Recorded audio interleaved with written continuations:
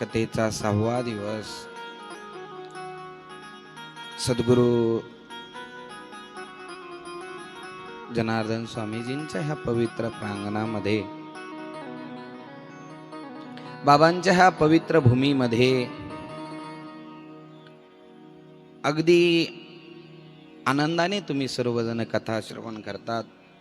मतलबापुरतं बाबांकडे पळायचं. तुम्हाला तोडगे जर सांगायला लागलो ना तर तुम्ही लगे मिनिटाला परेशान बघा बाबांकडे काय. पण मला काय म्हणायचं आहे की तुम्ही भक्ती करा, बाबांना आपलं करा. मन लागो रे लागो रे, मन लागो रे लागो रे, मन लागो रे लागो रे, मन लागो रे लागो रे, मन लागो रे लागो रे, मन लागो रे लागो रे माझे गुरु भजनी. मन लागो रे लागो रे माझे गुरु भजनी. मन लागो रे लागो रे माझे गुरु भजनी. लागो रे माझे गुरु भजनी. मन लागो रे माझे गुरु भजनी. गुरु भजनी. गुरु दत्ताचा चरणी दत्त नामाचा कीर्तन, दुत दत्ताचा चरणी दत्त नामाचा कीर्तन, गुरु भक्तीचा पूजनी. मन लागो रे माझे गुरु भजनी. मन लागो रे माझे गुरु भजनी. मन लागो रे माझे गुरु भजनी. मन लागो रे माझे गुरु भजनी. मन लागो रे माझे गुरु भजनी.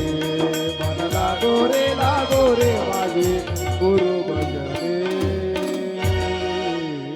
मन लागो रे माझे गुरु भजनी. आपलं मन भगवंताच्या भक्तीमध्ये लावा, सत्संगामध्ये लावा. सत्संग म्हणजे चांगल्यांचा संघामध्ये आपलं मन लावा. भगवंताचं भजन करा, नामचिंतन करा, भोले बाबांची भक्ती करा, बाबांना दिवा लावा, बाबांचं पूजन करा. जर तुम्ही भगवंताला बाबांना एक दिवा लावला तर तुम्हाला कुबेर पद प्राप्त होतं. म्हणजे त्या घरामध्ये धनाची कमतरता पडत नाही. बघा बाबांचं काल आपण कोणत्या कथा बघितल्या आणखीन. कार्तिकेय भगवंताचा जन्मकथा पाहिली. बघा जन्मकथा पाहत असताना आपण पाहिलं की कार्तिकेय भगवंताचा जन्म, त्याच्या अगोदर बाबांचं परवा दिवशी काय पाहिलं आपण, पार्वती महादेवांचा विवाह पाहिला. बरोबर आहे. त्यांचा विवाह झाला आणि त्यावेळेस असणार आता इथेही कार्तिकेय भगवंताचा जन्म कोणाकडून झाला, कुठून झाला, कोण सांगू शकतं? कुठं झाला? पाण्यात झाला, गंगेत झाला. गंगेत का झाला? मी तुम्हाला कालही बोललो होतो की गंगेनं तपश्चर्या केली होती. तपश्चर्या काय केली होती? झोपल्या नाही ना तुम्ही? गंगेनं काय केली होती? तपश्चर्या केली होती. कारण बाबा सहजपणे नाही भेटत आहे, कुठंतरी तुमच्या जीवनामध्ये व्रत असावा. गंगेनं तपश्चर्या केली, बाबा प्रसन्न झाले. गंगेला सांगितलं काय लागतं तुला मागून घे. गंगेनं सांगितलं बाबा मला तुमची पत्नी व्हायचंय. पत्नी काय काय काय व्हायचंय म्हणे? पत्नी व्हायचंय. पण बाबांनी सांगितलं की माझं लग्न झालेलं आहे, आता लग्न होणार नाही. मग म्हणे दुसरं काहीतरी म्हणे बाबा मग पत्नी म्हणूनच राहू द्या, पण तुमचा जो पुत्र असन त्याने माझ्या उदरी जन्म घ्यावा. मग काय घ्यावा? माझ्या उदरी. हे गंगेची उपासना होती. बाबांना प्रसन्न करू म्हणे बघा इथं पार्वतीच्या ऐवजी कोणाला पुत्र झाला? मग गंगेच्या उदरी जन्म झाला. कोणाचा? कार्तिकेयांचा. सांगितलं माझ्या उदरी जन्म व्हावा. पण आणखीन एक बोलली बाबा मला पत्नी म्हणून स्वीकार राहू द्या, तुम्ही राहू द्या पार्वती सोबत. म्हणे मग माझी जागा कुठं? आता पार्वतीला राहू द्या तुमच्या जागेवर, पण मला माझी जागा तुमच्या. मग तेव्हापासून पत्नी कुठं बसायला लागल्या? डोक्यावर. गंगा कुठे? डोक्यात आहे ना. गंगा कुठे? डोक्यामध्ये. पण झालं काय, तुम्ही म्हणाल महाराज मग अशी सहज आली का? नाही नाही, सहज नाही आली बर का. गंगा मैयाला एकतर इकडं तपश्चर्या केलेली होती, पण सगर राजा, ऐका बर का बारकाई नाही, मी तुम्हाला उद्याकडे विचारीन, नाही तर उद्या जरी वेळ नाही भेटला तर तुम्हाला पुन्हा मी 3 वर्षाने विचारीन. ध्यानात राहून देशाल ना? हा. तर सगर राजा याला 60,000 पुत्र होते. किती होते? 60,000 पुत्र होते. 60,000 पुत्र असताना सगर राजाने तपश्चर्या यज्ञ करत होता. सगर राजा यज्ञ करत होता. तर यज्ञ, त्या सगर राजाचे यज्ञ आता 100वा यज्ञ कंप्लीट व्हायला लागला. 100वा यज्ञ कंप्लीट झाला म्हणजे कुणाची खुर्ची मिळते? कुणाची? इंद्राची खुर्ची मिळते. पण सगर राजाचा तसा काहीच भाव नव्हता. 60,000 पुत्र आहे, यज्ञ चालू आहे, पण त्या यज्ञामध्ये सगळी सामग्री जर क्लिअर असल, सगळं जर असल तर यज्ञ पूर्ण होईल. म्हणून इंद्राने काय केलं, त्या सगर राजाच्या इथला असणारा घोडा, यज्ञामधला घोडा, तो घोडा घेतला आणि कपिल मुनी तपश्चर्या करीत होते, कपिल मुनी पुढे जाऊन बांधला. कोणापुढे बांधला? आई, कोणापुढे बांधला? कपिल मुनी पुढे बांधला. गंगासागरला. कुठं? गंगासागरला कोण कोण गेलेलं आहे? वा, आपल्या इथं जास्त देव झाली नाही ना कोणाची.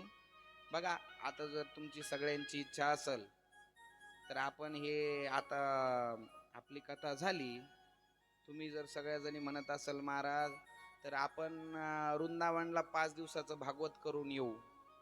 तुमची सगळ्यांची इच्छा, आपण इथून गाडी करू आणि गाडी करून आपण वृंदावनला अधिक मासामध्ये, कारण अधिक मास 15 तारखेपर्यंत आहे ना, याच्यामध्ये जेवढं होईल तेवढं पुण्य लुटायचं. जर वृंदावन, मथुरा, गोकुळ, आपण तिकडं आग्रा, त्या साईडचे सगळे देव करू. इथून स्लीपर कोच बस करू वाटलंच तर, आणि त्यानुसार आपण मग भागवत कथा 5 दिवसाची करून येऊ. चालतंय का? एवढ्या नका येऊ, एवढी एका गाडीत नाही बसणार, आपल्याला एकच गाडी न्यायची आहे. सगळ्या हा म्हणू लागल्या तुम्ही. हा, तर हे मला तुम्ही उद्या उत्तर द्या.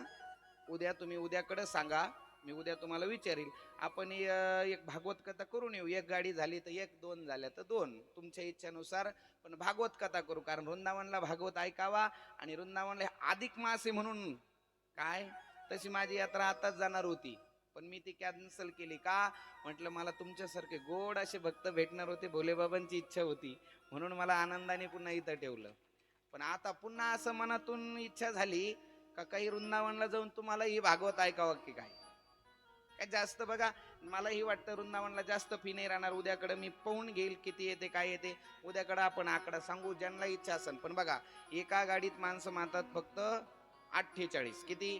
48. तर मग एक गाडीच आपण नेऊ, पण जे 48 पहिले नाव येतील त्यांचेच घेऊ. जोड्या जोड्याने चला, आनंद घेऊ. पूर्ण असणारा आपल्या 8-10 दिवस पूर्ण आनंद घेत येऊ. वाटाने भजन करू, टाळ पकवास घेऊ, आपले कलाकार मंडळी सोबत राहून देऊ. गाडीत भजन, तिथं वृंदावनलाही भजन करू. चालेल? उद्याकडे तुम्ही मला सांगा, आता विचारून घ्या. हा, पतिदेवांना घरी गेल्यावर, नाहीतर उगाच मनाने निर्णय घ्याल. तर चला, तिथं सगर राजाचे किती पुत्र होते? बोला आई, किती? आज चष्म्यावाले आई दिसा ना, कुठे गेल्या कोण? चष्मा काढला का? मला लक्षात येईना ना, चष्मा हरवला म्हातारीचा. हा, जाऊ द्या. तर ऐका की किती मुलं होते? 60,000 पुत्र होते. आणि तिथं यज्ञ पूर्ण नाही व्हावा म्हणून इंद्राने घोडा सोडून कोण तपश्चर्या करत होतं, कोणा पुढे ठेवला? ताई सांगा. वा वा वा, लक्ष द्या ना. हा, कोणा पुढे? कपिल मुनी पुढे.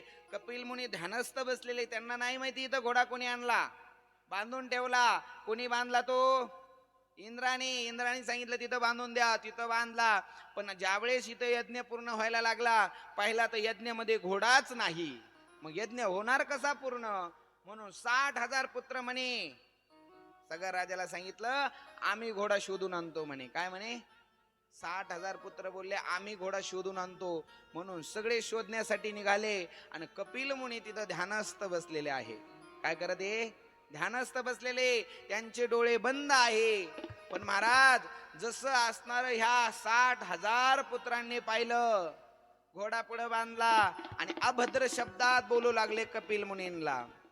बघा म्हणी, घोडा चोरून आणतो आणि आता डोळे बंद करून बसला.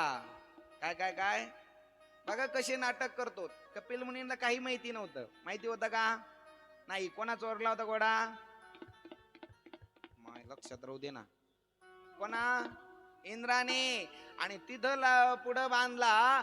पण असणार काय, हे बाकीचे काय बोलू लागले, सगर राजाचे पुत्र ते म्हणतात की बघा घोडा चोरून आणतो, आता डोळे बंद करून बसतो, आता स्वतःला महात्मा म्हणून घेतो. काय बरेचसे लोक असे बोलत असतात, काय महात्मा म्हणून घेते, महात्मा नाही. पण तुम्हाला सांगू का, आपल्याला महात्मांची व्याख्याच माहिती नाहीये. काय तुम्ही कोणालाही सहज बोलून टाकत जाऊ नका. काय कोणा कधी कोणत्या महात्मा आपल्याला दर्शन घडल सांगता येत नाही. कदाचित महात्मा आपली परीक्षा पण पाहत असतात, हे ध्यानात ठेवायचं. कधी कोणत्या साधूंची आपल्या मुखातून निंदा घडून द्यायची नाही. काय साधूंची कधीच निंदा नाही करायची, ते तिकडं असणार. नाही तर काही काही आजकाल ते लिस्ट काढू लागले म्हणे घुसखोर, 20 घुसखोर. चांगल्या बाबांचं, आपल्या बाबांचं नाव घेतलं, भास्करगिरी बाबांचं नाव घेतलं, घुसखोर म्हणतात. पण मला एक तुम्ही सांगा, अहो ज्या संतांनी पूर्ण जीवन आपल्या कल्याणासाठी खर्च केलं, त्यांना घुसखोर म्हणून जमन होय? काय आपल्या कल्याणासाठी जन्म घेतला, आपल्याला योग्य तो मार्ग दाखवणारे रामगिरी बाबा आहे, भास्करगिरी बाबा आहे, आणि त्यांना आता हे म्हणणाऱ्यांना कुठलं ज्ञान आहे? फक्त सोशल मीडियावर यायचं म्हणून काहीतरी बघायचं कुत्र्यासारखं, खरंय की नाही? फक्त सोशल मीडियावर येण्यासाठी त्यांचं हे चाललेलं आहे, बाकी काही नाहीये. पण साधू संत कधी त्याला प्रत्युत्तर आजूकही दिलं नाही. त्याला साधू संतांनी कधी आजूक पण आपले रामगिरी बाबा त्याच्याविषयी बोलले नाही, भास्करगिरी बाबा बोलले नाही, अनेक असणार महात्मा लोक बोलले नाही, पासपोर बाबा तेही कधी बोलले नाही. का बोलले नाही? कारण त्यांना माहितीये, हत्ती चले बाजार, कुत्ते भुके हजार. कुत्रे भुकणारे, हत्ती चालणार, पण हत्तीला काही फरक पडतो का? नाही. तेव्हा साधूंना माहितीये आपलं कार्य शुद्ध आहे, आपलं कार्य अगदी शुद्ध आहे. किती कोणाला कसंही भुकू द्या, कोणाला कसंही भुकू द्या, आपलं कार्य शुद्ध करत राहा. तुम्हाला मी त्या दिवशी वाक्य वापरलं बघा, ऐका. तुम्ही भक्ती करतात, तुम्ही मंदिरात जाणारे, मला माहिती कथा झाल्यानंतर तुम्ही भोलेबाबांची भक्ती करणारी नक्की करा तुम्ही. पण तुमची शेजारीन, तुमची येणारी, तुम्हाला कोणीतरी पाहणारीन, ती नक्की म्हणन बघा ही किती भक्ती करणारी झाली, बघा एवढे दिवस नव्हती. तिला काय म्हणायचं ते म्हणू द्या, पण आपली भक्ती बंद पाडायची नाही. उलट असे बोलणारे असले तर आपलं सगळं पाप तिच्या माथी जाऊन बसत असतं बघा. काय म्हणून भक्ती दररोज असणार. आपण एकदा तरी भोलेबाबांना दिवा लावायचा. ज्यांना दररोज जाणं होतं त्यांनी, नाही जरी दररोज झालं तर सोमवारच्या दिवशी मात्र टाळायचं नाही. का? बाबांसाठी अर्धा तास देऊ शकत नाही. काय अहो, साधू संतांनी पूर्ण जीवन दिलं त्याला. कोणाला? भगवंताला. आपण संसार करून ते करायचं आहे.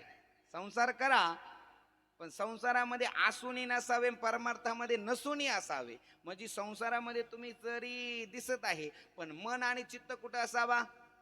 मयि एव मनाधस्व मयि बुद्धिं निवेशय निवसिष्यसि मयि एव अथ ऊर्ध्वं न संशयः. काय म्हणतात? मयि एव मनाधस्व मयि बुद्धिं निवेशय. भगवंत सांगतात, मा तुझं मन बुद्धी मयि एव मनाधस्व मयि बुद्धिं निवेशय निवसिष्यसि मयि एव अथ ऊर्ध्वं न संशय. म्हणे संशय घेऊ नको. तुझं मन बुद्धी माझ्यात जर असेल तर तू मला प्राप्त करशील, याचा संशय घेऊ नको. काय? तेव्हा आपण भक्ती करायची. कुणाला काय म्हणायचं ते म्हणू द्या. शुद्ध अंतकरणाने भक्ती करणार आपण, कोणाला अभद्र शब्दात बोलणार नाही. सकाळी उठत्या क्षणी रामकृष्ण हरीने सुरुवात करणार आहोत. करणार आहे ना?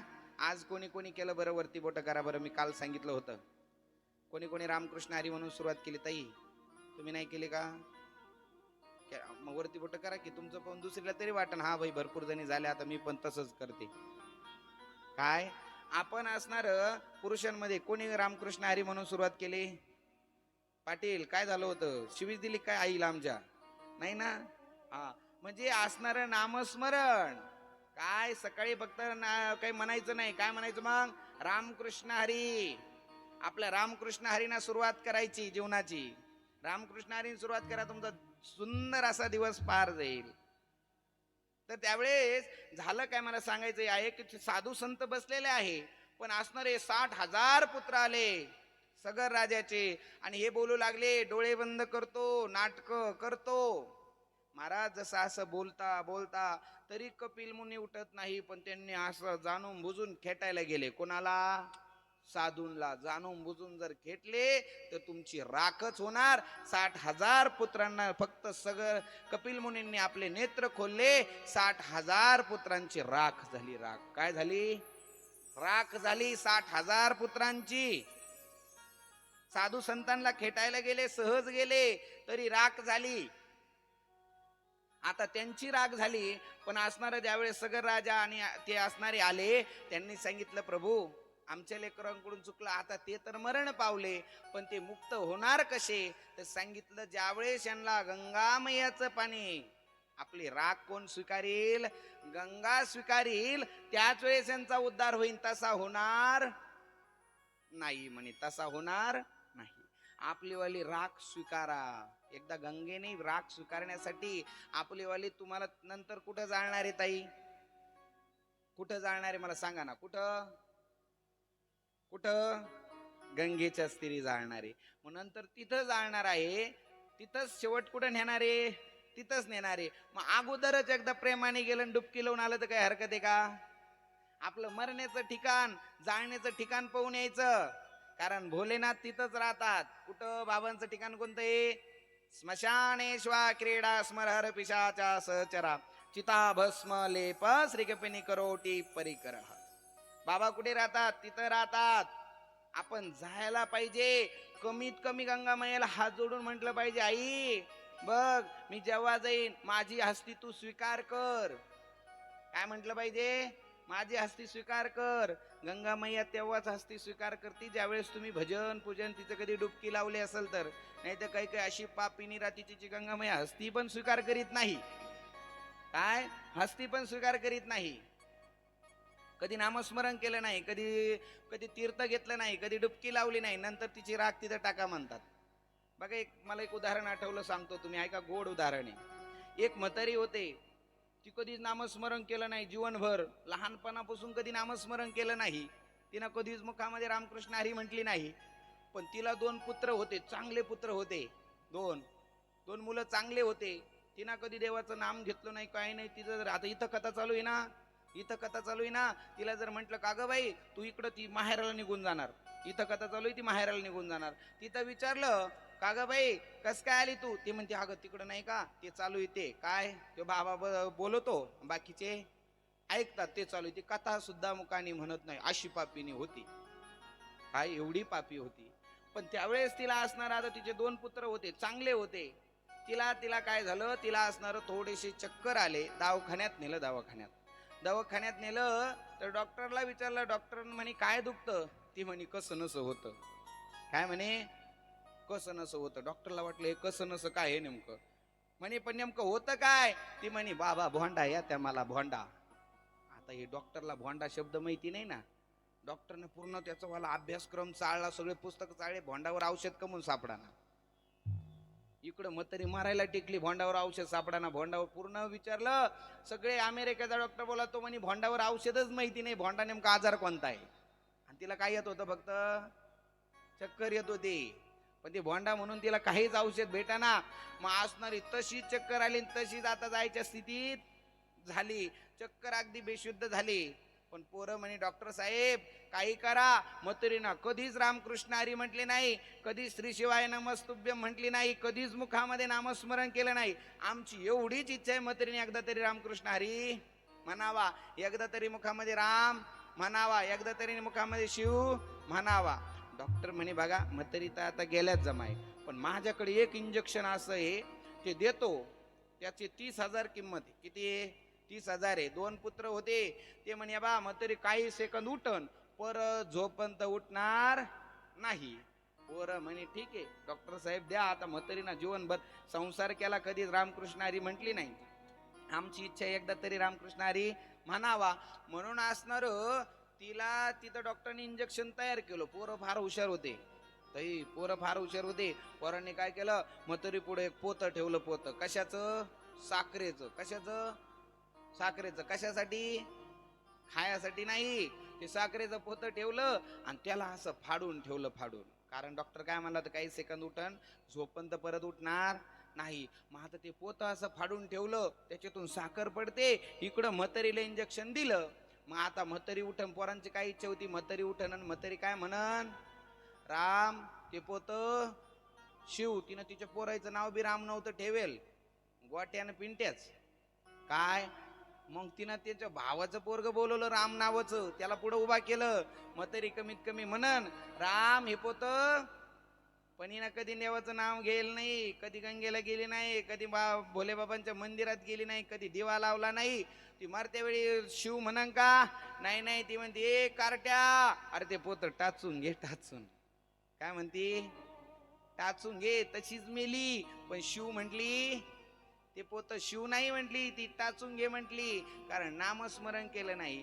आणि पोरं तरी चांगले होते ताई, तरी चांगले होते पोरं. म्हणे हिच्या हस्ती काय करू आपण, कुठं जाऊ, काशीला घेऊन जाऊ म्हणे. काय हिच्या हस्ती कुठं नेऊ? काशीला नेऊ. एका पोराला सांगितलं जा बाबा म्हणे तू घेऊन जा. काय मोठ्या पोराला सांगितलं तू घेऊन जा. मोठा निघाला घेऊन तिच्या हस्ती. हस्ती म्हणजे ते हाड काढले म्हातारीचे. म्हातारी जाळली, तिचे हाड घेतले. कमीत कमी हे तरी कुठं गंगेमध्ये टाकू म्हणे. कुठं टाकू? गंगेमध्ये टाकू, गंगा हे स्वीकार करील म्हणून ती डब्यात घेतली. गेलं घेऊन ते दिल्ली रेल्वे स्टेशनला उतरलं. आणि तिथं त्याचा मित्र होता. कुठं? दिल्लीला. मग त्याला वाटलं आता याच्याकडे थांबू रात्री आणि दुसऱ्या दिवशी जाऊ काशीला. म्हणून त्याने तिथं थांबला आणि तिथं गेला. मित्राला फोन केला, गड्या मी आलो तो म्हणे ये. त्याने स्वागत सत्कार केला. आणि स्वागत सत्कार केला. नेमकंच रात्री त्यांची तब्येत झाला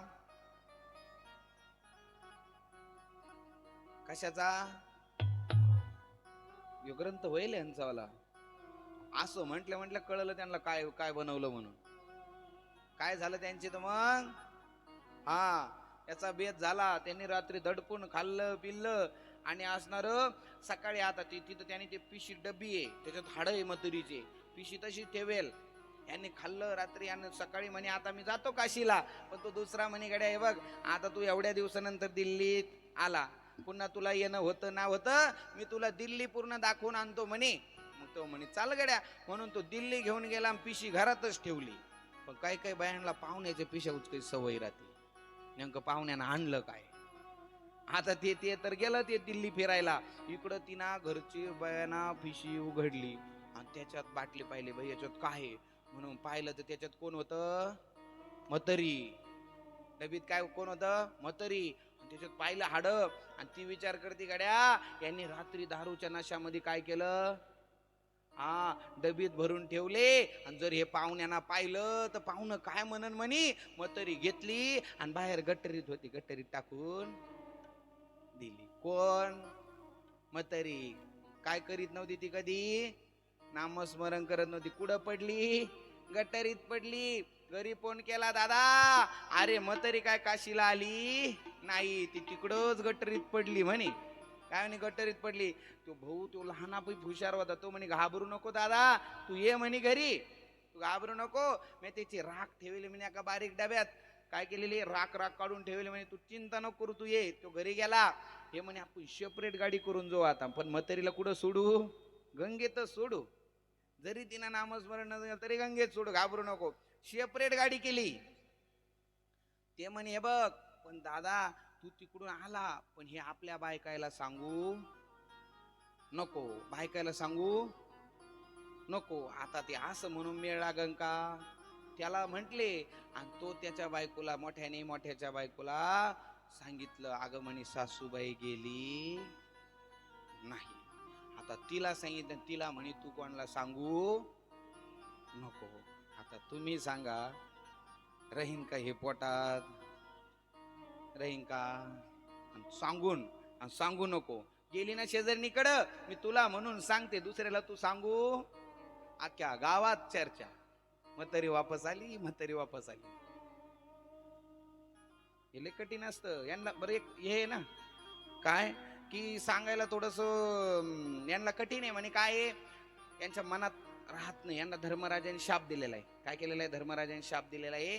धर्मराजाने शाप कोणता दिला की म्हणे ज्यावेळेस असणारी कुंतीने असणार कर्ण हा पांडवांचा भाऊ आहे हे सांगितलं नव्हतं. म्हणून ज्यावेळेस कर्ण मेला आणि त्याची त्यावेळेस संकल्पना सोडायची, त्यावेळेस सांगितलं म्हणे की ह्यो कर्ण तुमचा भाऊ आहे. त्यावेळेस धर्मराजाला कळालं ह्यो आपला भाऊ होता. म्हणून म्हणे तू एवढ्या दिवस आई पोटात ठेवला, आमचा भाऊ हे सांगितलं नाही, म्हणून मी शाप देतो म्हणे, याच्यानंतर कोणती स्त्री मनात काही कोणती गोष्ट ठेवणार नाही.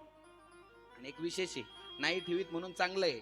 आपल्याला अटॅक जास्त माणसाला येतं का बायांना? कोणाला? हा, माणसांना येतात, महिलांना येत नाही. ते आता इथं काही बाबाचं चुकला का लगे बाहेर जाऊन तो बाबा असा तो बाबा तसा मनात ठेवणार नाही. आणि आपले माणसं नुसते मध्ये कुडत राहणार एक दिवस अटॅक येणार असं काय. म्हणून अगदी शुद्ध अंतकरण असतं. चला, त्यावेळेस तिथं त्यांनी सांगितलं की ते हस्ते आपण घेऊन जाऊ म्हणे, सांगू नको म्हणलं. ते म्हणे नाही नाही बरं, यांचं सांगणं काय सोपं आहे का? ते अगदी अशा दम्माना बोलतात. कशा बोलतात? दम्माना. ते म्हणे आमची ते काकू राहते, काकू ती माझ्याजवळ आली, संदीप भाऊ, ती काय म्हणते काकू, त्या म्हणे महाराज बैल झाला, बैल. काय झाला? महाराज बैल झाला, बैल. कोणाचा? बायकोचा. म्हटलं असं? म्हटलं आई पोरीचं? हा बाबा, पोरीचं काय सांगू, पोरीला तर देव माणूस भेटला, देव माणूस. आणि हा काय झाला बायकोचा? बैल झाला, बैल. म्हटलं कस काय ग? म्हणे दळण सांगितलं लगेच दळणाला पळतो. ती म्हणली पाणी भरतो, पाणी भरतो. काय करतो? पाणी भरतो. दळण म्हणलं दळण. म्हटलं असं. आणि जावई लय चांगला. म्हटलं कस काय गाय? म्हणे बाबा कधी नाही पोरीला धुणं देत नाही, भांडे धुवून देत. कोणाला? पोरीला धुणं देत नाही, भांडे धुवून देत नाही, कपडे धुवून, म्हणजे एवढं करून देत नाही. तो कोण? पोरीचा तो देव. आणि इकडं सुनाचं ऐकत होतो तो कोण? म्हणजे बघा, विषय एकच आहे पण विषय वेगळे वेगळे. पोरीचं ऐकलं तर बैल, आणि पोरीचं ऐकलं तर देव, आणि सुनाचं ऐकलं तर बैल. हे तुमच्या मनासारखं होतं म्हणून जरा ना हसल्या तुम्ही, मला कळलं. हा, तर चला, तिथं त्यावेळेस असणार आपल्या कथाभाग 10 वाजले, अजून कथाभाग भरपूर बघायचंय. त्यावेळेस तिथं ती घेऊन निघाले गाडी ना, म्हणे सांगायचं नाही, पण मोठ्याच्या बायकोला सांगितलं होतं, लहान्याच्या बायकोला काहीच मिळ नाही. गेले महाराज. तिथं गेल्यानंतर काशीला गेले, आणि काशीला गेल्यानंतर तिथं सांगितलं आता म्हणे ब्राह्मण देवताकडे गेले, आणि ब्राह्मण देवताला सांगितलं, ब्राह्मण देवता असणार हे पूजन करायचं आहे. काय करायचंय? पूजन करायचंय. पण त्यांना वाटलं म्हातारीला दिसून द्यायचं नाही. मग ते काय म्हणे? ते म्हणे काय करा, आपल्या महिला खालच्या घाटावर आंघोळीला जा. काय घ्यायचंय मला कळाना नेमकं. हा तर काय, महिला तुम्ही लक्ष द्या, महिला कुठं जा आंघोळीला? खालच्या घाटावर जा. पुरुष कुठं राहील? वरच्या घाटावर, कारण त्यांना दाखवायचं नव्हतं म्हणून खालच्या घाटावर आंघोळी गेल्या. कोण? महिला. यांनी वरती पूजन सुरू केलं. वरती पूजन चालू होतं, आणि त्या क्षणाला इकडं पूजन झालं. ब्राह्मण देवता म्हणे म्हातारी डब्बी खोला, आणि ती हस्ती काय करा, टाकून द्या. पोरांना वाटलं म्हातारी आता तरी जाईन, पण पोरं म्हणे नाही पंडितजी, ही म्हातारी हवा आली का उडून जाईन म्हणे, अशी डब्बी सोडून द्या म्हणे. काय करा? अशी डब्बी सोडा, म्हातारी तशी उडून जाईन म्हणे. म्हणून त्यांनी काय केलं, तशी डब्बी घेतली तशीच सोडली. आणि इकडे खालच्या घाटावर सुना काय करीत होत्या? आंघोळ. आणि तेवढेच लहानी सून म्हणत होती गंगे हर नर्मदे हर, आणि आली डबी हातात. डबी हातात आली, आणि सुनबाई म्हणती बाई मला गंगेना प्रसाद दिला. कोणाला सांगितलं नाही, घेतला घातला पर्स मध्ये. म्हातारी घरी. कुठं? म्हातारी नाही एवढं. म्हातारी पुन्हा घरी आली, पण पोरांना माहितीच नाही, मोठीला माहिती नाही का म्हातारी गेली का नाही. म्हणून इकडं सगळं पोरांनी अशी मोठी पंगत ठेवली. म्हातारी एकदाची मुक्त झाली, म्हणून मोठी पंगत ठेवली. अगदी पंगत आता बसायला लागली, सगळं झालं. तेवढ्यातला आणि आता सगळ्या म्हणायला लागल्या, बाई तुमचे ते चांगले, तुम्हाला काशी अयोध्या करून आणली म्हणे. काय तुमचे ते चांगले, तुम्हाला काशी अयोध्या नेले, पण आमचं काहीच बरं नाही, आम्हाला वृंदावनला पण जाऊन देत नाही. आता ती चर्चा सुरू झाली. त्या बाया म्हणू लागल्या तिला, पण तेवढ्यात ती काय म्हणे, बाई नुसते काशी नैवेद्य नाही केले आम्ही, मला गंगेना प्रसाद दिला. काय म्हणे, पण ती मोठीचं लक्ष होतं हिच्याकडं, लहानीकडं, ती घराळा करून बसेल होत्या, तिचं लक्ष होतं. आणि तेवढ्यात ती म्हणे प्रसाद दिला. मोठी लगेच जवळ आली, काय प्रसाद दिला म्हणून. म्हणून इकडं तर पंक्ती बसली, इकडं वाडी पूर्ण झाली, इकडं पंक्ती बसायची वेळ. आणि तेवढ्यात इकडं म्हातारीनं काय केलं, ही म्हणे, बाई काय प्रसाद दिला, दाखव दाखव म्हणून तिनं तो पर्स घेतला आणि हसणार आल्लद अशी डब्बी बाहेर काढली. सून, मोठी सून म्हणजे, पंक्ती बंद करा बंद करा. म्हातारी घरी आली. म्हातारी गेली नाही, पण ती कधी नामस्मरण करत नव्हती म्हणून गेली. नाम घेता उठा उठी, नाम घेता उठा उठी, नाम घेता उठा उठी, नाम घेता उठा उठी. होय संसाराची तुटी, होय संसाराची तुटी, होय संसाराची तुटी, होय संसाराची तुटी. नाम घेता उठा मोठे, नाम घेता उठा नाम घेता उठाव. आता वेळ पण इकडे गेला आणि थोडासा, पण म्हणलं तुम्ही झोपशान म्हणून थोडस हे केलं. ऐका, तर त्यावेळेस गंगेचे 60,000 पुत्रांचं काय झाली, राग झाली. कपिल मुनींच्या नजरेने राग झाली. परंतु असणार कपिल मुनींना आता विचारलं तर कपिल मुनींनी सांगितलं, मग तुमची ही हस्ती कुठं द्यावा लागेल, गंगेमध्ये, तरच असणारे हे सगळे पुत्र मुक्त होतील. पण महाराज, एक नाही दोन नाही, तिसऱ्या पिढीमध्ये कोण जन्माला आले, भगीरथ राजा जन्माला आले. भगीरथ राजाला हे कळालं की आपले पितर काय झालेले नाहीये, मुक्त झाले नाही. लक्षात आलं ना पण तुम्हाला, सगळे राजे 60,000 पुत्र, त्यांची राग झाली होती. कपिल मुनींनी डोळ्या उघडून, कारण त्यांच्या बळजबरी तिथं जाऊन काहीतरी अभद्र शब्दात बोलत होते. आता त्यांची राग झाली, तर तिसऱ्या पिढीमध्ये कोण जन्माला आलं, कोण, भगीरथ राजा जन्माला आले. भगीरथ राजा जन्माला आले तर भगीरथ राजांनी तपश्चर्या करू लागले. त्यांनी सांगितलं पितर मुक्त होण्यासाठी तपश्चर्या करायची, म्हणून तपश्चर्या केली. गंगा मैया प्रसन्न झाली. कोणाला, भगीरथ राजाला. गंगा मैया प्रसन्न झाली आणि गंगा मैयाने सांगितलं, राजा काय लागतं मागून घे. म्हणे, आई असणार मला माझे पितर मुक्त करायचे आहे, तू काय कर, धरतीवरती ये. गंगा ही स्वर्गातली आहे, गोदावरी स्वर्गातली गंगा आहे. सांगितलं की म्हणे, मग आता काय कर, तू इथं प्रवाहितोय, पण गंगेला गंगा म्हणे, नाही गड्या, इथं माझा प्रवाहाचा आहे. मी जर कदाचित धरतीवरती पडले तर तशीच कुठं जाईन, पाताळात जाईन, पाताळात. तेव्हा मग म्हणे, काय हे तू काय कर, मी अशी सहज नाही येऊ शकत, मी पाताळात जाईन. मग आता म्हणे करावा काय, तर गंगेनं सांगितलं, तू महादेवाची भक्ती कर. काय कर, भोले बाबांची भक्ती कर. बाबांची भक्ती केली तर मी तिथं येऊ शकते. पण महाराज, गंगेला अभिमानच चढला होता. पण बाबांची भक्ती केली, बाबा प्रसन्न झाले. बाबा म्हणे, सगळं भगीरथ राजाला म्हणे, काय लागतं, म्हणे काय नाही बाबा, असणार माझ्या पितरांचा उद्धार करायचा आहे, जगाचं सर्वांचं स्नान घडून सर्व पितरांना मुक्तता मिळेल म्हणून असणार गंगेला खाल्याने. पण गंगा म्हणते, मी पाताळात जाईन, तर काय करू. बाबांनी सांगितलं, काय नाही, गंगेला सांगा कुठं उतर, तू माझ्या जटेमध्ये उतर. महाराज गंगेला सांगितलं. गंगे म्हणे, नाही नाही नाही नाही, बाबांच्या जटेमध्ये जरी उतरले मी बाबाला सहित पाताळात घेऊन जाईन, मा एवढा प्रवाह आहे म्हणे. मग परत बाबांकडे आले. बाबाला म्हणे, बाबा गंगा म्हणते मी पाताळात बाबा सहित घेऊन जाईन. बाबा म्हणे, ती भ्रमात जगती. कोण, गंगा भ्रमात जगू लागली. तिला म्हणा एकदा उतरत खरी, पुढचं पुढं पाहून घेऊ. काय, तिला त्यावेळेस असं बोलले.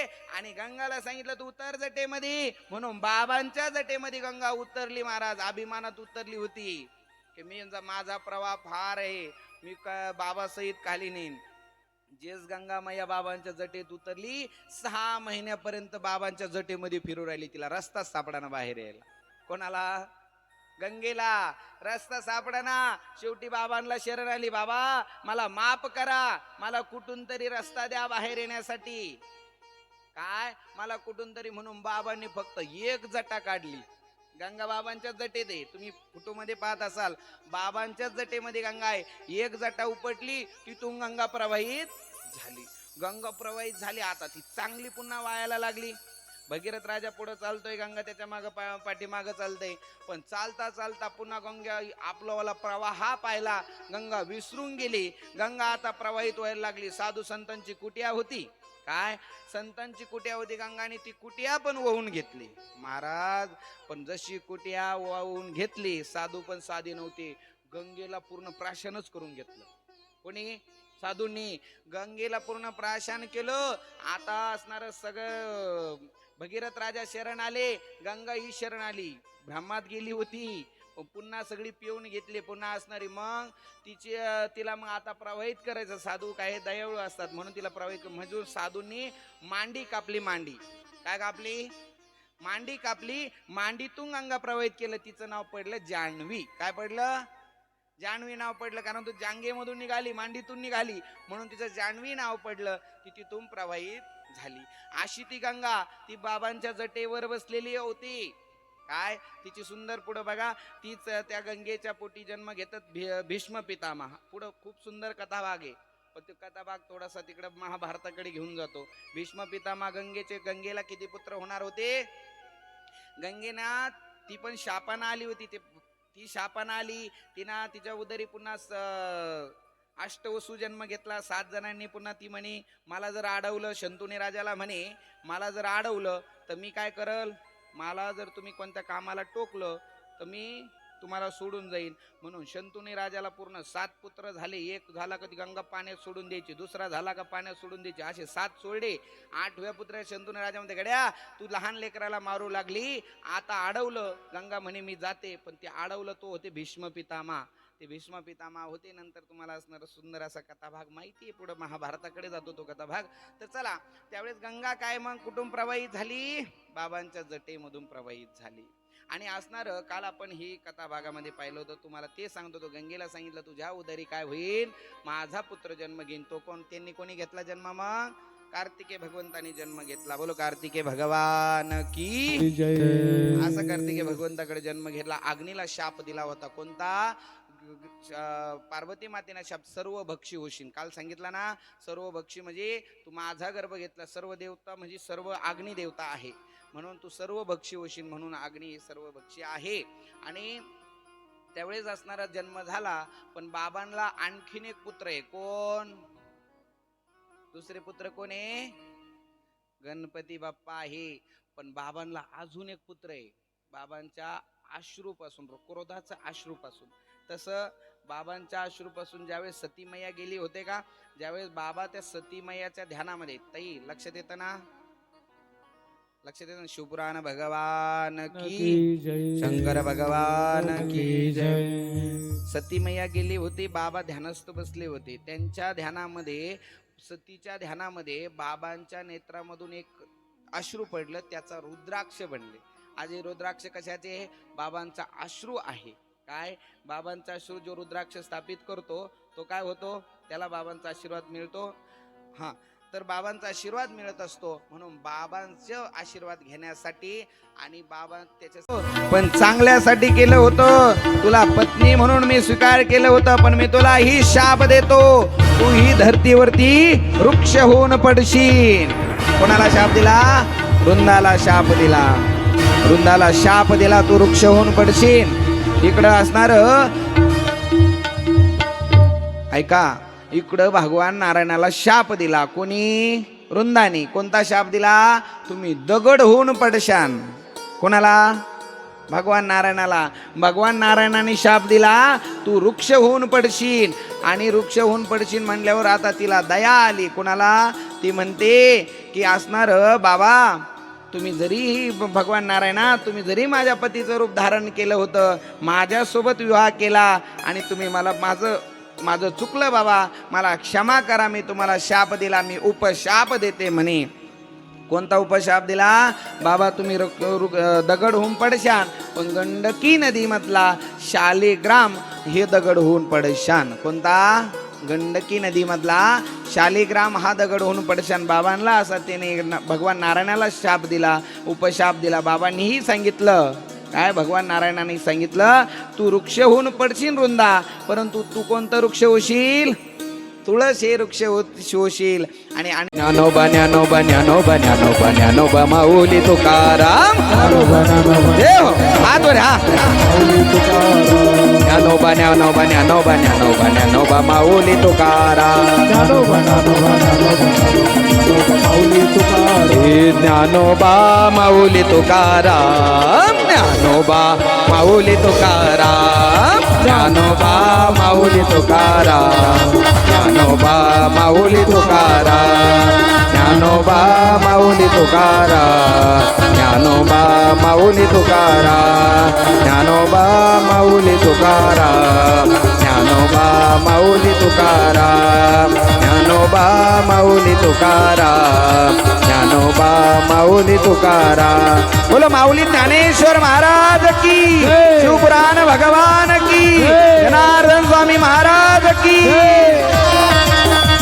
ज्ञानोबा माऊली तुकाराम ज्ञानोबा माऊली तुकाराम ज्ञानोबा माऊली तुकाराम ज्ञानोबा माऊली तुकाराम ज्ञानोबा माऊली तुकाराम ज्ञानोबा माऊली तुकाराम वा वा.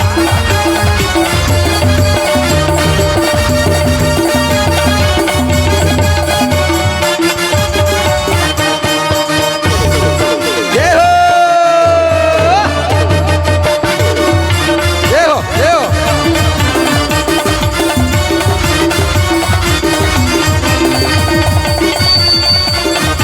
बस बस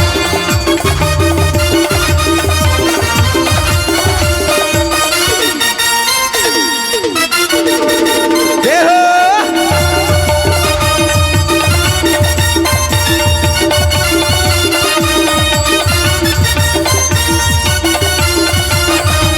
मला सारणी नवल सत्य हे जाणवलं मला सारणी हे नवल आज सत्य हे जाणवलं माझ्या मोनगिरी बाबानं मला माणूस बनवलं माझ्या मौनगिरी बाबानं मला माणूस बनवलं माझ्या मौनगिरी बाबानं मला माणूस बनवलं माझ्या मौनगिरी बाबानं मला माणूस बनवलं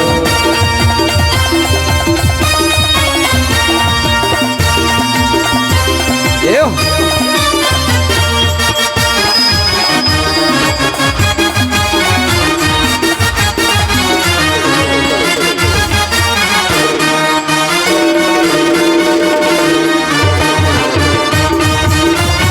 येऊ येऊ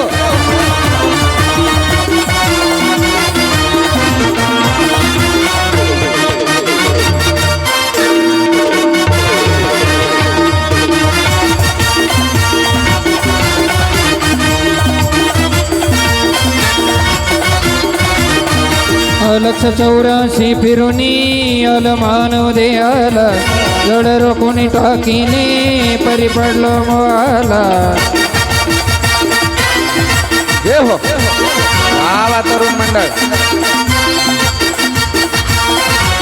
लक्ष 84 फिरुनी अल मानव देयाला जड रोखून टाकीने पडी पडलो मोहाला भवसागरी तरताना भवसागरी तरताना ये हो गोनावलं माझ्या मनगिरी बाबानं मला माणूस बनवलं ये गिरी बाबानं मला माणूस बनवलं माझ्या मनगिरी बाबानं मला माणूस बनवलं माझ्या मनगिरी बाबानं मला माणूस बनवलं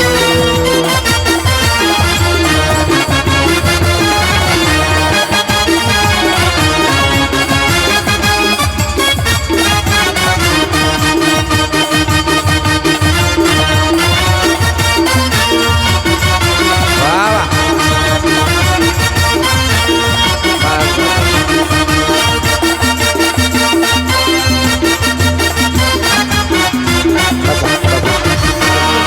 वा एकदा जोरदार टाळ्या ज्यांनी आनंद घेतला त्यांनी संग न भूले माझ्या भावाला भावाला सुखी है मी माझ्या गावाला संग न भूल माझ्या भावाला भावाला सुखी है मी माझ्या गावाला बोले माझ्या भावाला ग भावाला सुखी आहे मी माझ्या गावाला सांग ना भोले माझ्या भावाला भावाला ग भावाला सुखी आहे मी माझ्या गावाला सांग ना भोले माझ्या भावाला भावाला सुखी है मी माझ्या गावाला सांग ना भोले माझ्या भावाला भावाला सुखी है मी माझ्या गावाला देव सांगना बोले माझ्या भावाला भावाला सुखी आहे मी माझ्या गावाला सांग ना भोले माझ्या भावाला ग भावाला सुखी है मी माझ्या गावाला सुखी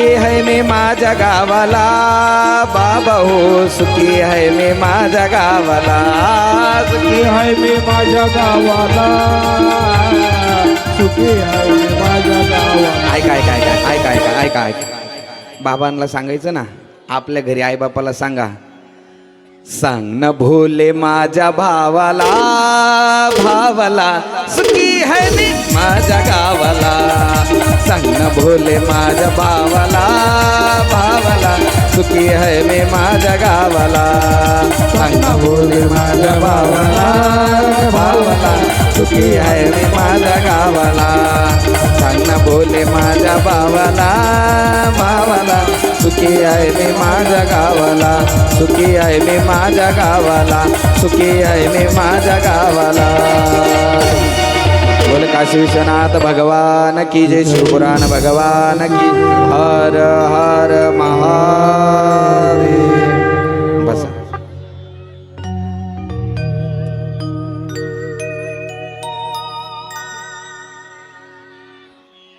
तर त्यावेळेस ऐका फटाफट फटाफट बसा वेळ नका वायाला घालू खूप वेळ झालेला आहे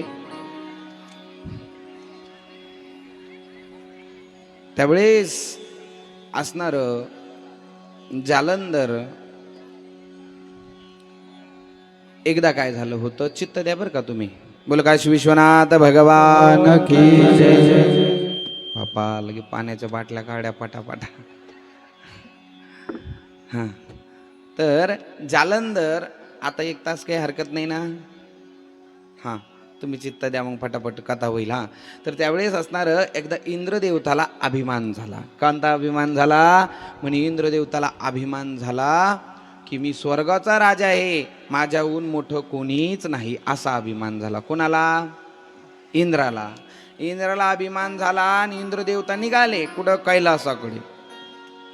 कैलासाकडे निघाले सोबत बृहस्पतींना घेतलं कोणाला घेतलं बृहस्पतींना घेऊन निघाले जसे इंद्रदेवता बाबांकडे आले आणि बाबांना कळालं इंद्र क्रोधात इंद्र अभिमानात येऊ लागला कशात येऊ लागला कोण म्हातारे बस ना किती पाणी पिती हां कोण इंद्रदेवता अभिमानात आला हे बाबांना कळलं बाबांना लगेच द्वारपालाचं रूप धारण केलं कोणाचं द्वारपालाचं तिथं बाबा गेटमध्ये जाऊन उभा राहिले इंद्र म्हणतो बाबा इतक्या दिवस फक्त बाबा म्हणत होता पण आता काय म्हणतो अभिमानात ओ भोलेनाथा बाबांचं कारण मोठ्या माणसांचं नाव घेऊन बोलायचं नसतं बरोबर आहे की नाही पण तिथं असणारं बाबांना ओ भोले बाबा बाहेर या मी आलो कोण स्वर्गाचा राजा इंद्र पण बाबा तिथंच गेटवर होते बाबांनी रूप बदललेलं होतं तर त्यांना सांगितलं ओ सांगा मध्ये बाबांना स्वर्गाचा राजा आला ते म्हणे बाबा ध्यानस्थ बसलेले बाबा कोणाचं ऐकत नाही ते म्हणे बाबा ऐकत नाही ते म्हणे नाही म्हणे आम्ही असं जातो मध्ये मग त्यांनी सांगितलं मध्ये जायचं नाही महाराज इंद्र असा होता एवढा अभिमानात होता तसं खडग काढलं बाबाच्या डोक्यात मारलं कोणी इंद्रानं बाबाच्या डोक्यात मारलं महाराज जसं बाबाला क्रोध आला बाबांना तिसरं नेत्र खुललं आणि बाबाने इंद्राला शाप दिला ए इंद्रा अरे तू कोणत्या त्या खुर्चीच्या अभिमानात जगतोय होय तुला मी शाप देतो म्हणे तुझ्या खुर्चीच्या अभिमानात जगतो ती खुर्ची नेहमी डगमगती राहील जो 100 यज्ञ करीन ती खुर्ची इंद्राची खुर्ची ती प्राप्त होईल इंद्राला शाप दिला की ती इंद्राची खुर्ची मिळून जाईल इंद्र थरथर कापू लागला सोबत बृहस्पती होते बाबांना कळालं बृहस्पती ही सोबत आले बाबांनी सांगितलं बृहस्पतींना ही शाप दिला बृहस्पती तुम्हाला ही शाप देतो तुम्ही धरतीवरती वृक्ष होऊन पडशान पण ते कोणतं वृक्ष होऊन पडशान म्हणे त्याला एकाच पाटीला फळ लागतं आणि जो त्याचं घरापुढं लवील त्याच्या घरामध्ये नेहमी भांडणं तणणं क्लेश चालत असतो. कोणतं वृक्ष? कोणतं? केळीचं. बरोबर, वा. केळीचं वृक्ष. ते बृहस्पतीला शाप दिला बाबांनी आणि ते असणारं केळीचं वृक्ष आहे. ते घरापुढे लवू नाही. कोणतं वृक्ष? केळीचं.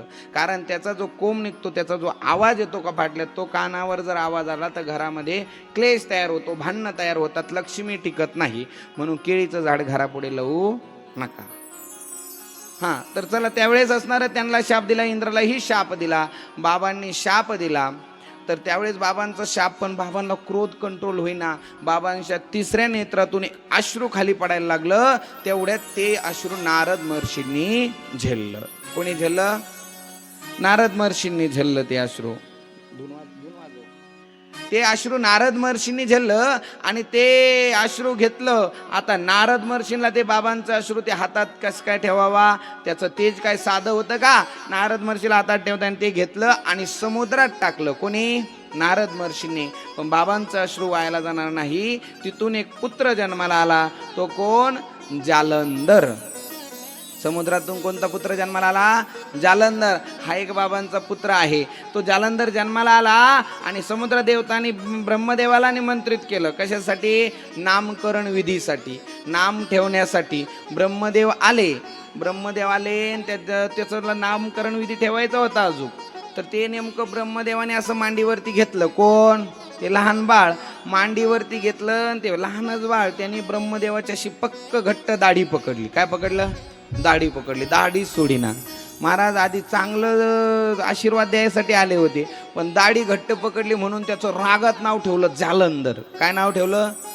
जालंधर. जालंधर ठेवलं आणि त्याला शाप दिला, तू माझी दाढी सोडित नाही, मी तुला शाप देतो म्हणे, तू राक्षसी वृत्तीचा राशील. त्या बाळाला शाप दिला. कोणी? ब्रह्मदेवाने शाप दिला. पण समुद्र देवता शरण आले. ब्रह्मदेवा, माझ्या लेकराला शाप देऊ नका, ब्रह्मदेवा त्याला माफ करा. ब्रह्मदेवाने तर शाप दिला. सांगितलं मग ह्यो राक्षस राहीन, पण बाबांच्या हातून याला मरण येईन, दुसरं कोणी मारणार नाही. बाबाच्या हातानं मरण येईन. पण समुद्र देवता म्हणे, बाबा लेकरू होतं, त्याला नका शाप देऊ. पण आणखीन असा उपशाप असा दिला, हे तर याला मरण, ह्यो राक्षसी वृत्तीचं राहील, पण याला जी पत्नी भेटल ती पतिव्रता भेटल. कोण भेटल? पतिव्रता. आणि ती जोपर्यंत पतिव्रता राहील तोपर्यंत याला कोणीच मारणार नाही. कोणला? जालंधरला. पत्नी भेटल ती पतिव्रता भेटल, आणि ती जोपर्यंत पतिव्रता राहील तोपर्यंत याला कोणीच मारणार नाही. ती भेटली कोण? मग कोण सांगू त्याचं? तिचं काय नाव आहे? वा, काय नाव आहे? वा वा वा, बाबांसाठी टाळ्या वाजा. ती रुंदा भेटली. रुंदा. ती रुंदा भेटली आणि ती रुंदा म्हणजे ती पतिव्रता भेटली. ती जोपर्यंत पतिव्रता होती तोपर्यंत जालंधरला कोणी मारणार नव्हतं. तर तो जालंधर राक्षसी वृत्तीचा होता. जालंधरने खूप उत्मात लावला, देवांना परेशान करू लागला, पण ती तिकडं तिचं पातिव्रत्य कोणीच भंग करू शकत नव्हतं. पण आता देवादिकांना त्रास होऊ लागला, देवादिकांना त्रास द्यायला लागला. त्यावेळेस आता काहीतरी करायचं, हिला मारण्याची काहीतरी व्यवस्था करायची. मग आता असणार या घेऊन महाराज जालंधर. त्यावेळेस मग असणार इथं आता तिला कळवलं, इकडे लक्ष द्या, तिला इथं आता मारायचं देवताने ठरवलं. याला मारायचं म्हणल्यावर काय करावं लागल? काय? तिचं पातिव्रत्य भंग करावं लागेल. म्हणून सर्व देवता एकत्रित आले आणि भगवान नारायण म्हणे, बाबा याचा मृत्यू फक्त कोणाच्या हातून आहे? तुमच्या हातून आहे. पण तिचं पातिव्रत्य भंग करायचं. कोणाचं?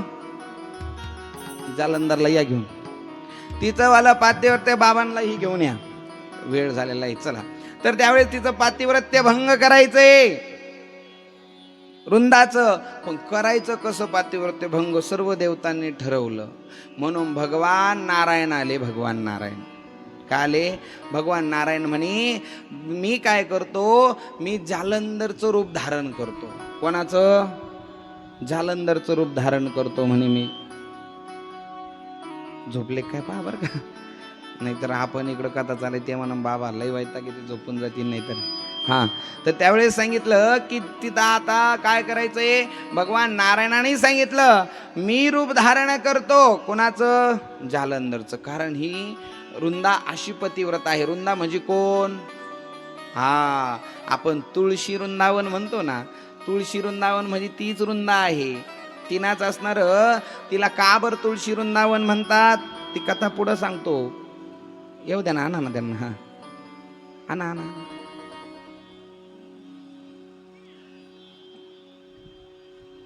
त्यावेळेस असं असणार, इकडं कळावलं की ब्रह्मदेवाने, इकडं भगवान नारायणाने सांगितलं मी जालंधरचं रूप धारण करतो. जालंधरचं रूप धारण केलं, वृंदाकडे गेले. कोण? कोण? भगवान नारायण वृंदाकडे गेले आणि वृंदाला सांगितलं, वृंदा अगं मी साक्षात बाबांना हरवलं. अगं मी साक्षात बाबांना हरवलं.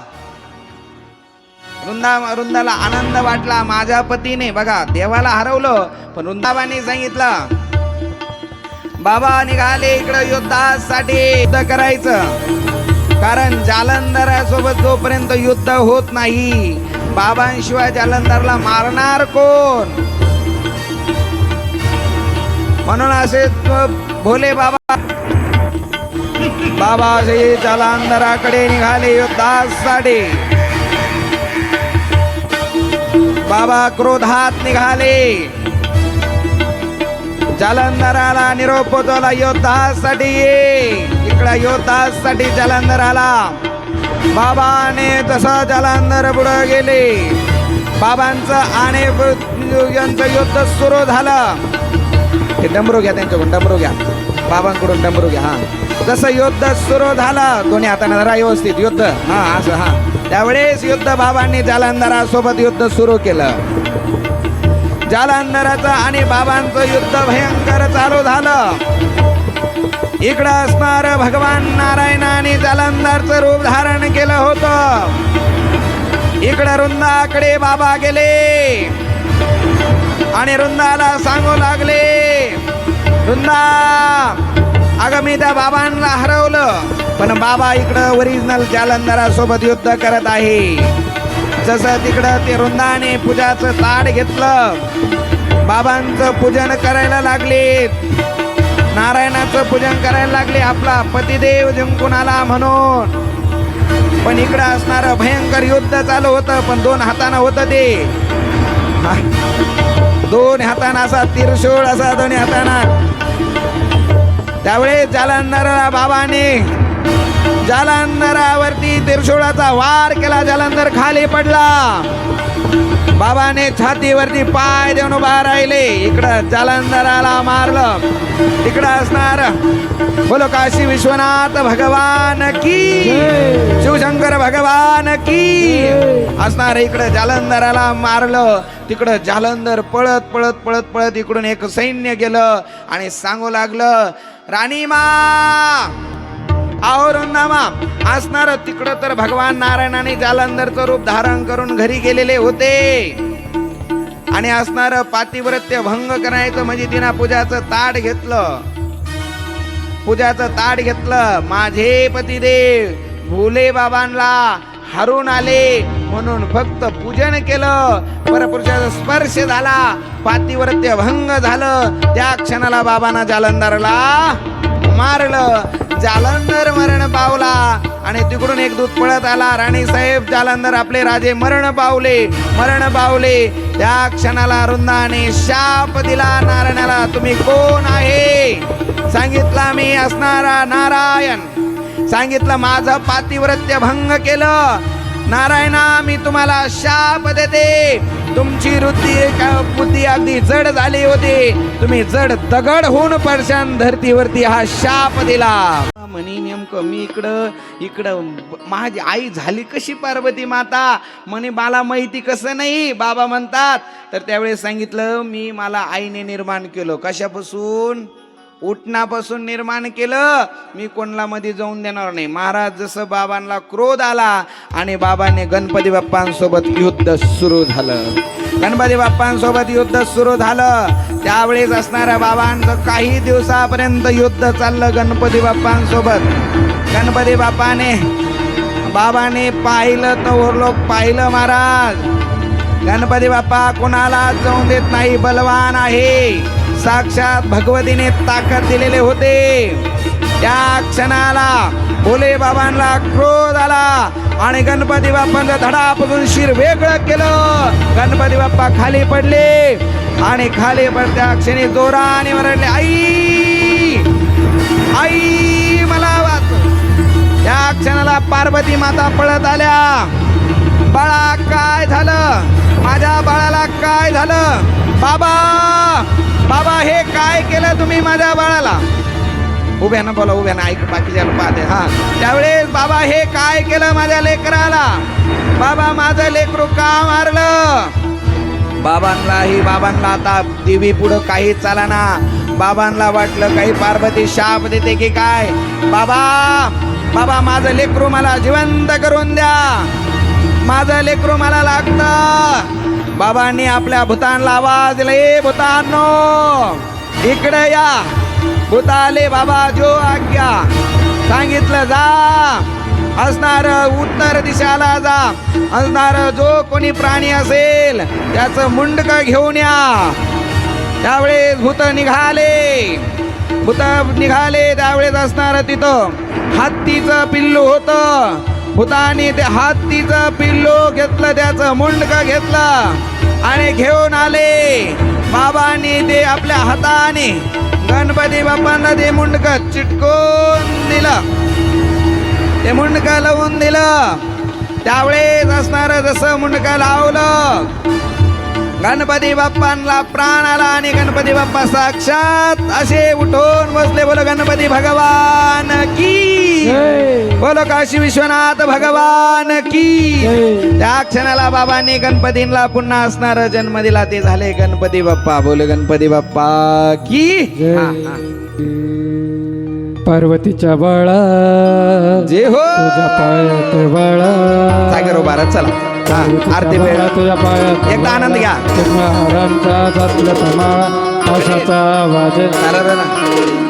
सगळ्यांनी आनंद घ्यायचा. घेणार शेवटचं ना आता बसायचं नाही, कारण बाकीचा आता जन्म घेतला, आता चॉकलेट सगळ्याला भेटणार आहे.